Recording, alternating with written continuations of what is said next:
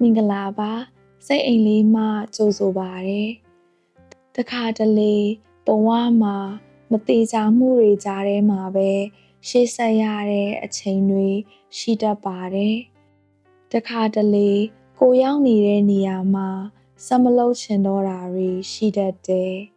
ဒါပေမဲ့ဘလို့ထွက်ရမလဲဘလို့စတင်ရမလဲမသိဘူးတချို့အချိန်တွေမှာကိုဖြစ်ချင်တာကိုသိနေပြီးသားပါဒါပေမဲ့ပထမခြေလှမ်းကိုဘလို့လှမ်းရမလဲဆိုတာမသိကြပါဘူး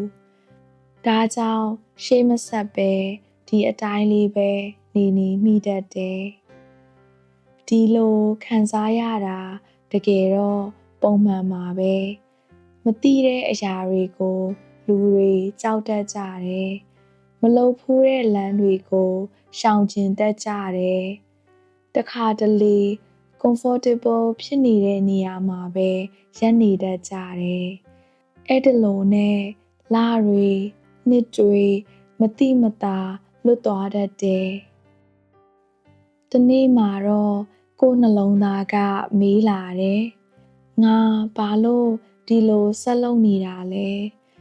ဒီလမ်းဟာငါလမ်းမဟုတ်ဘူး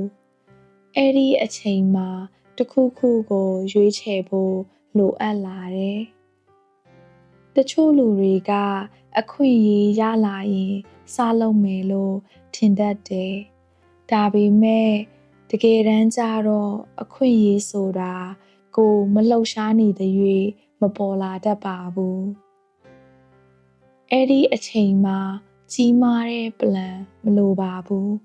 အလွယ်ဆုံးပထမခြေလှမ်းကိုစလိုက်ပါတသေးလေးပဲဖြစ်ပါစေစလိုက်တာကအရေးကြီးဆုံးပါတဖြည်းဖြည်းနဲ့ကိုယ်လမ်းကြောင်းကိုကိုယ်တိုင်တွေ့လာပါလိမ့်မယ်ရဲစွမ်းသတ္တိဆိုတာအရာအလုံးပြင်ဆင်ပြီးမှရလာတဲ့အရာမဟုတ်ပါဘူးမတေချာတဲ့အချိန်မှာတော့လှမ်းလိုက်တဲ့ခြေလှမ်းပါအားလုံးသိပြီးလောက်တဲ့ပုံမြင်လေးတစ်ခုပြောချင်တယ်မူလန်ဟာသူ့အဖေကိုအစားထိုးပြီးစစ်ပွဲထဲဝင်ခဲ့တယ်ကြောက်စရာတွေမတေချာမှုတွေအန္တရာယ်တွေဒါပေမဲ့သူမဆောင်ခဲ့ဘူး ready ဖြစ်မှဆိုပြီးမလုပ်ခဲ့ဘူးလုံးလိုက်ပြီးမှ ready ဖြစ်လာခဲ့တယ်အဲ့ဒါလိုပဲရှေးဦးစွန့်စားသူကိုလမ်ဘတ်ဟာအနောက်ဘက်ကိုလှည့်လော်သွားခဲ့တယ်သူရှေ့မှာဘာရှိမလဲဆိုတာမသိခဲ့ဘူးလူအများစုကသူမှားတယ်လို့ထင်ခဲ့ကြတယ်ဒါပေမဲ့သူမရက်ခဲ့ဘူးနောက်ဆုံးမှာ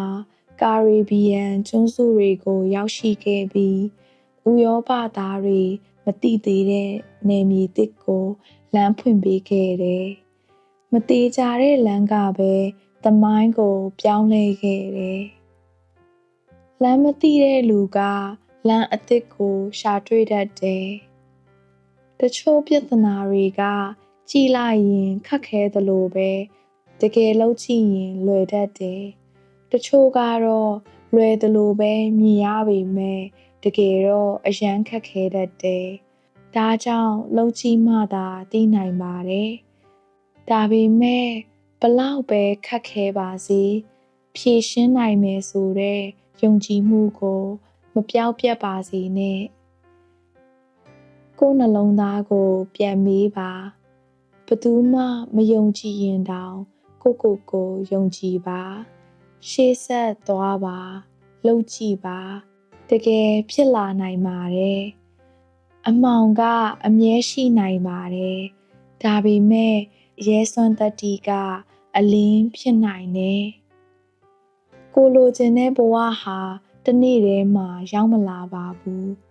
ဒါပေမဲ့ကိုယ့်ရဲ့စိတ်ဆန္ဒကိုယ့်ရဲ့ဝရိယနဲ့အချိန်မှန်ရောက်လာတဲ့အခါအရာအလုံးတသားတည်းဖြစ်လာပါလိမ့်မယ်ဒီညစိတ်အေးနဲ့အနားယူနိုင်ပါစေစိတ်အိမ်လေးမှာနောက်တစ်ခါထပ်ဆောင်ကြမယ်နော်ကောင်းသောညပါ